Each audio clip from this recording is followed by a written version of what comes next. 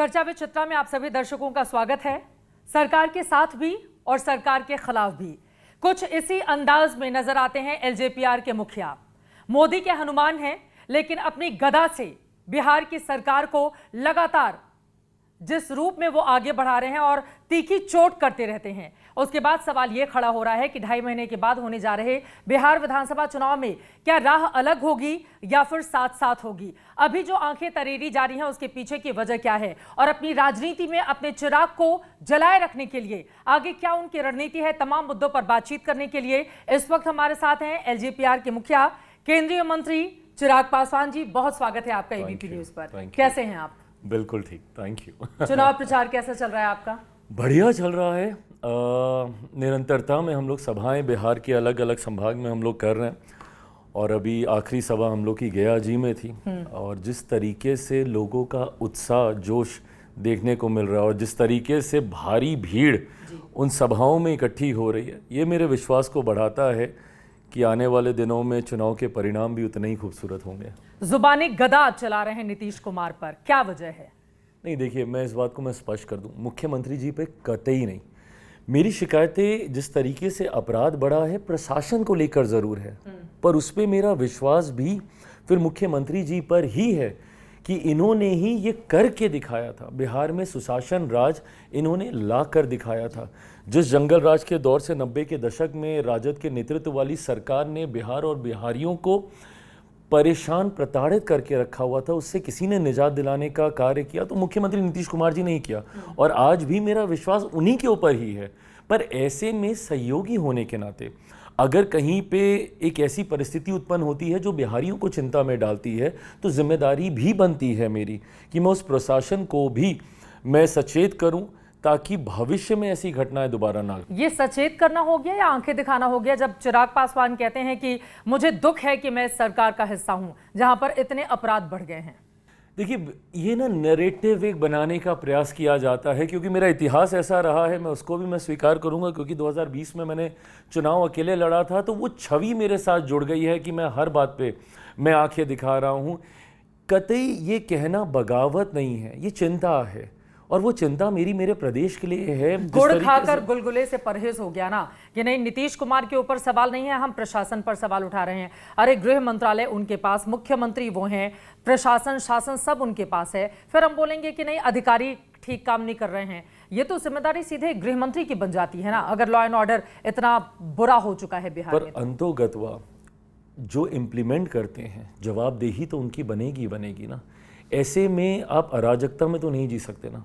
प्रदेश के मुख्यमंत्री हैं और जिन्होंने निरंतरता में अपने आप को बार बार साबित करके दिखाया है जब सुशासन की बात आती है, और ऐसे में मेरा है विश्वास उनके ऊपर। बट हाँ, अगर कोई ऐसे अधिकारी हैं, प्रशासनिक कहीं पे चूक हो रही है तो उसको भी उजागर करने की जिम्मेदारी एज एन ऑनेस्ट सहयोगी मेरी बनती है। लालू यादव के राज को जंगल राज से तुलना करते हैं तो अब तेजस्वी यादव कह रहे हैं कि महाजंगल राज आ चुका है बिहार में और उसको रोक पाने में आप लोगों की सरकार बिल्कुल नाकामयाब है।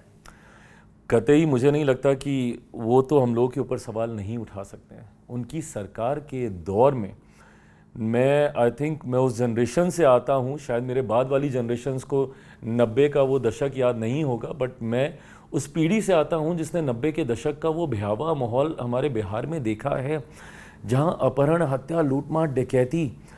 आज तो जब ये घटनाएं घटती हैं तो हम लोग उसके ऊपर बात करते हैं, बट उन दिनों तो हर घंटे के हिसाब से ऐसी घटनाएं घट रही होती थी और जिसने मजबूर किया बिहारियों को बिहार से पलायन करने के लिए। आज भी मैं वो पीड़ा देखता हूँ, पीढ़ियां बीत गई हैं दूसरे राज्यों में, दूसरे देशों में रहते हुए। जो एक बार बिहार छोड़ के गया वो वापस आ ही नहीं पाया क्योंकि निरंतरता में 1.5 दशक तक ऐसा माहौल था। पर हाँ, ना वो सही था ना आज का माहौल सही है। ऐसे में वो लोग तो नियंत्रित नहीं कर पाए, हम लोग करेंगे, ये विश्वास है।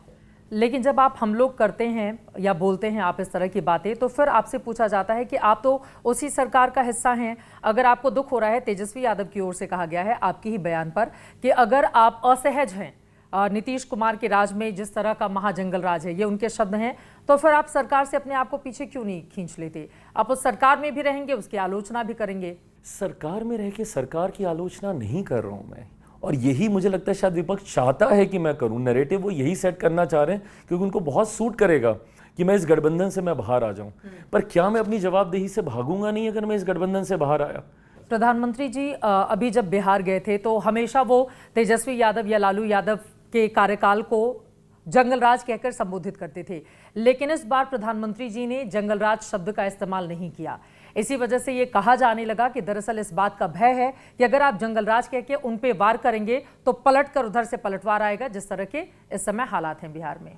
देखिए, मैं दोहराता हूँ और इसीलिए कई बार हम लोग के ऊपर ना आरोप भी लगाए जाते हैं कि क्यों आप लोग सिर्फ 90 के दशक की बात करते हैं, कब तक आप वही दौर याद कराएंगे। ज़रूरी है, क्योंकि आज की तारीख में जो फर्स्ट टाइम वोटर है, जो 2025 में पहली बार अपने मत का इस्तेमाल करेगा, उसको नहीं पता कि 90 का दशक कैसा था।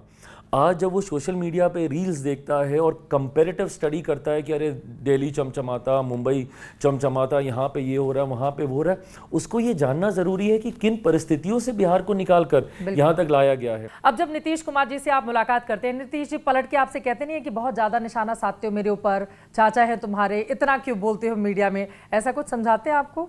नहीं, कतई नहीं। देखिए, वो भी समझते हैं इस बात को कि जिस तरीके से स्थिति है, तो वो भी और ये भूमिका हर किसी को समझ में आती है कि आप अलग अलग राजनीतिक दल हैं, आपके अपनी प्राथमिकताएं हैं, आपके अपने मुद्दे हैं। अगर सारी चीज़ें एक ही होती तो we might as well be one party ना, फिर हम लोग अलग अलग घटक दल हम लोग क्यों हैं? ठीक है, लेकिन नीतीश कुमार की सेहत को लेकर सवाल है कि वो चीज़ें भूल जाते हैं। ऐसे में बिहार जैसे राज्य को संभाल पाना अब उनके लिए मुश्किल है। आरजेडी की आरोप है।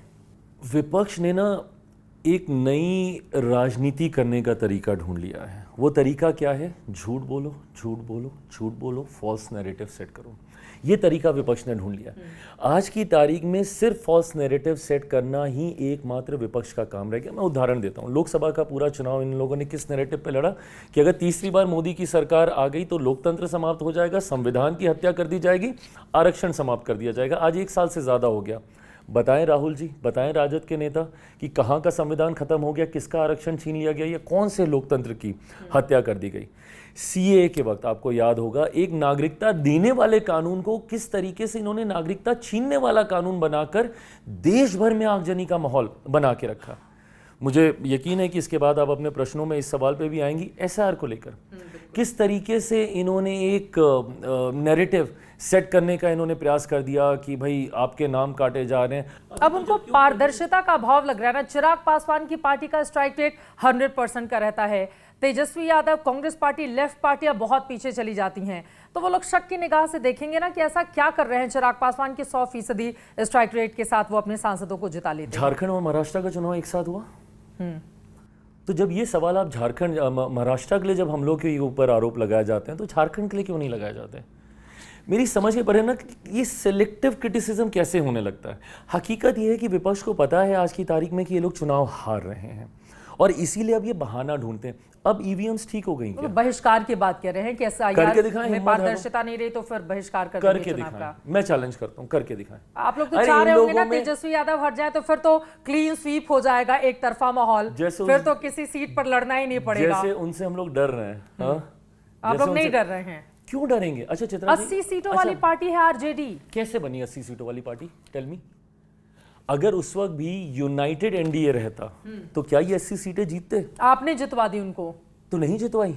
आप बताएं, मैं कैसे जानूंगी? आप बताएं भाई, जब आप क्या मेरे चिराग ऊपर पासवान की वजह से तेजस्वी यादव 80 सीटें जब आप मेरे ऊपर जब ये आरोप लगाते हैं कि मेरी वजह से जेडीयू सीटें हारी, ये आरोप लगाए जाते हैं ना। हाँ, वो जेडीयू सच मानती है और नहीं, और आंकड़े भी ये कहते हैं। तो अगर मेरी वजह से अगर जेडीयू हारी तो जीता कौन? आपने भी तो चुन चुन के उन्हीं जगहों पर उम्मीदवार खड़े किए थे ना। हाँ, उस वक्त की परिस्थिति थी, मैं स्वीकार करता हूँ। Thank you for reminding this. बार बार चुनाव से ठीक पहले अब यही सुनना बाकी रह गया। लेकिन मन में बहुत खुश हो रहे हैं ना आप लोग कि चुनाव का बहिष्कार कर दें, फिर क्लीन स्वीप ही हो जाएगा पूरा एनडीए का। नहीं, पर ये लोकतंत्र नहीं, इसीलिए उकसाने का काम भी किया जा रहा है चिराग पासवान। नहीं, मैं उकसा नहीं रहा हूँ। अरे ये वो लोग हैं जो अकेले चुनाव लड़ने की हिम्मत नहीं रखते। बिहार की सबसे पुरानी पार्टियों में से एक जो लंबे समय तक बिहार में सत्ता में रही, राजद, हिम्मत नहीं है अकेले चुनाव लड़ने की। देश की सबसे पुरानी पार्टी कांग्रेस, हिम्मत नहीं है अकेले चुनाव लड़ने की। आप चाहते हैं कि आपको 40 सीटों के आसपास एनडीए दे, इस वजह से कर रहे हैं? मेरा समर्पण मेरे प्रधानमंत्री के प्रति अभी भी मुझे प्रमाणित करना है क्या? कुछ नहीं भी देंगे तो भी मैं इनके साथ आंख मूंद करूं? नहीं हूं। क्या बार-बार मैंने अपने आप को मैंने प्रमाणित, वो 15 सीटें पकड़ा देंगे आपको? चित्रा जी, अगर सारी चीजें हम लोग सिर्फ सीटों को ही लेकर कर लें तो फिर मैं बिहार फर्स्ट बिहारी फर्स्ट की मैं बात क्यों कर रहा नहीं, हूँ? ये अगर सब- मेरे लक्ष्य बड़े नहीं हैं, अगर मैं बड़े उद्देश्य की ओर अग्रसर नहीं हो रहा, दिल्ली में रहा हूँ, बम्बई में मैंने काम किया है, मैंने देखा है किन हालात में बिहारी रहते हैं। मेरा राजनीति में आने का कारण बिहारी है। जब मैं बोलता हूँ कि मुझे बिहार वापस जाना है, विधानसभा का चुनाव लड़ना है, क्यों? क्योंकि 3 बार का दिल्ली में सांसद रह के मैं देख चुका हूँ। आप बार बार डबल इंजन की सरकार का जिक्र कर रहे हैं, लेकिन बिहार के बारे में अक्सर ये कहा जाता है कि जाति से बिहार ऊपर नहीं उठ पाया है। आपकी ओर से ऐलान किया गया कि आप सामान्य सीट से चुनाव लड़ेंगे, तो क्या सीट आपकी ओर से चूज की जा चुकी है और आपको लग रहा है कि इस बार 2025 के चुनाव में वास्तव में बिहार जाति, मजहब, धर्म से ऊपर उठकर वोट करेगा? चित्रा जी, जब मैं राजनीति में आया ना, मेरी सबसे बड़ी मेरी चिंता इस बात को लेकर थी कि जब भी मैं बिहार जाता था, नया नया राजनीति में आया था, मैं बिहार जाता था, मुझे ब्राह्मण मिलते थे, मुझे राजपूत मिलते थे, भूमियान मिलते थे, मुझे पिछड़ा मिलते थे, अति पिछड़ा मिलते थे, दलित मिलते थे, महादलित मिलते थे, मुस्लिम मिलते थे, पर मुझे कोई बिहारी नहीं मिलता था। और ये मेरे लिए सबसे बड़ी चिंता का विषय रहा और इसके लिए राजनीतिक दल जिम्मेदार हैं, राजनेता जिम्मेदार हैं, जो अपना MY समीकरण बना के। क्या है MY समीकरण? जातीयता और सांप्रदायिकता पे आधारित एक गठबंधन, और उसको आप इतना तमगे की तरह, मेडल की तरह छाती पे तान के आप चलते हैं। मेरा भी MY समीकरण है, बट मेरे M में M महिला है और Y युवा है, और मैंने लोकसभा चुनाव में इसको करके दिखाया। मात्र 5 सीटों पे मैंने चुनाव लड़ा, पर उन 5 में से 4 युवा हैं और 2 महिलाएं हैं। नारी शक्ति अधिनियम का पूरा पालन मैं पहले ही कर चुका हूं, उसके लागू होने से पहले लोकसभा चुनाव में। ऐसे में मैं जात पात धर्म मजहब से उठ के राजनीतिक सोच में रखता हूं। ये सुझाव मुझे पार्टी की तरफ से दिया गया कि आपको सामान्य सीट से चुनाव लड़ना चाहिए। इसके ऊपर चर्चा चल रही है। ये सुझाव एक ऐसा है जिससे मैं भी काफ़ी हद तक सहमत हूँ। लेकिन आप चुनाव लड़ेंगे? Okay, the minute I will say this, तो आपका एक काउंटर क्वेश्चन आएगा, मैं उसका भी साथ में ही जवाब दूंगा। मेरा जवाब ये था कि पार्टी को इस पे फैसला लेना। आपका छूटते ही जवाब, आप ही पार्टी हैं, आपके अलावा है कौन, दे दे के हाँ, सब सही आप बात ही को है। ही करना।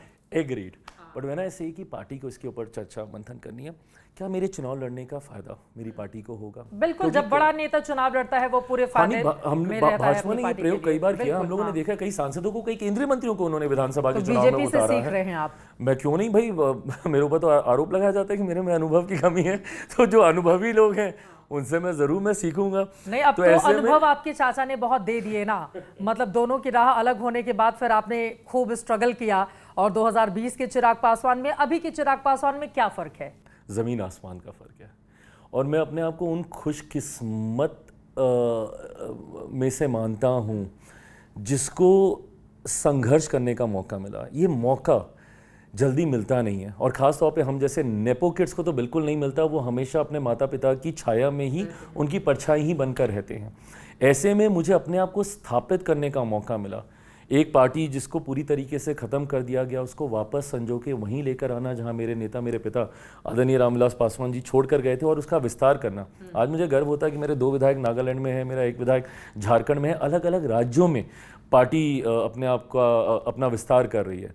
तो ऐसे में ये मौका मुझे मिला, उसके लिए मैं शुक्रगुजार हूँ, and I can't thank my चाचा जी इनफ।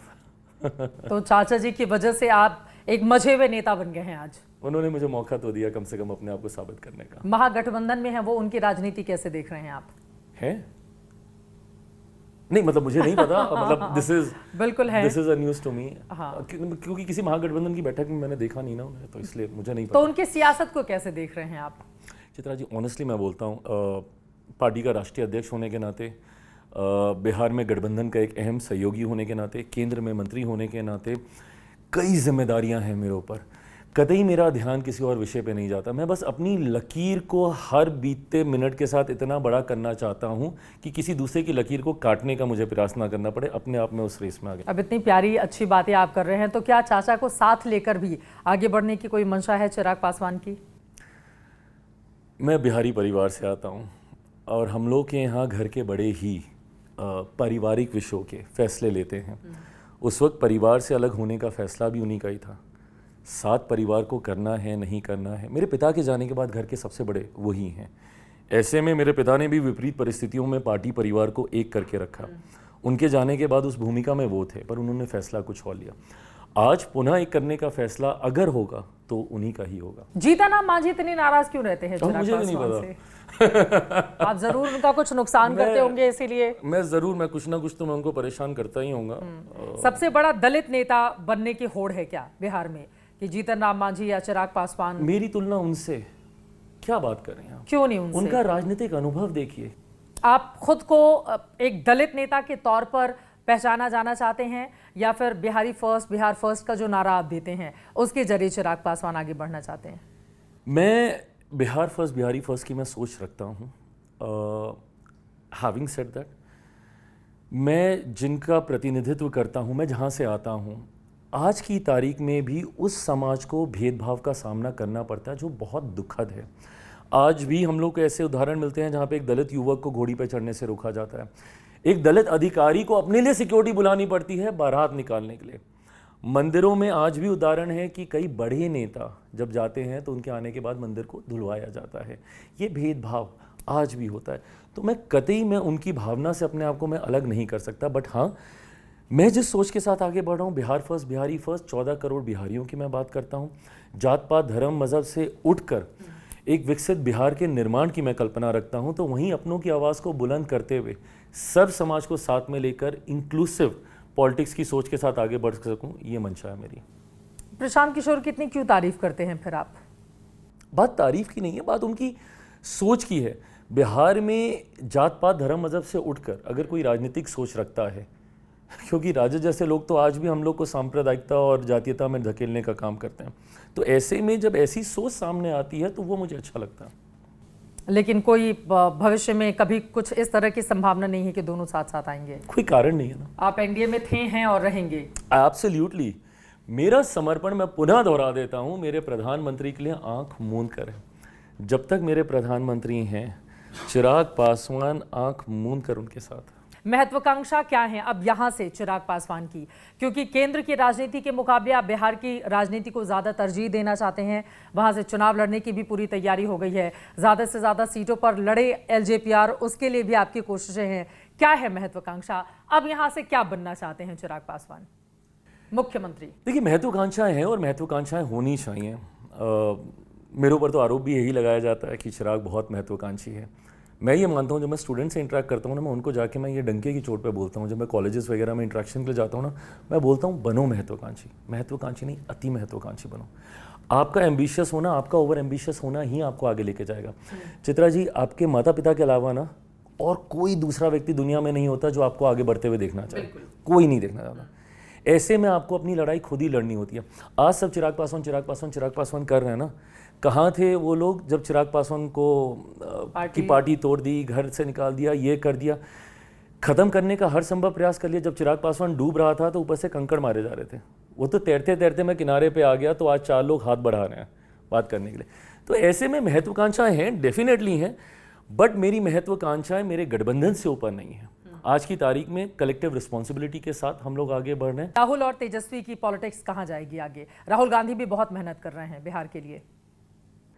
कुछ समय पहले यूपी में 2 लड़कों की जोड़ी का जिक्र हुआ, उनमें से एक लड़का बिहार आ गया। अब बिहार में 2 लड़कों की ये जोड़ी बनी है।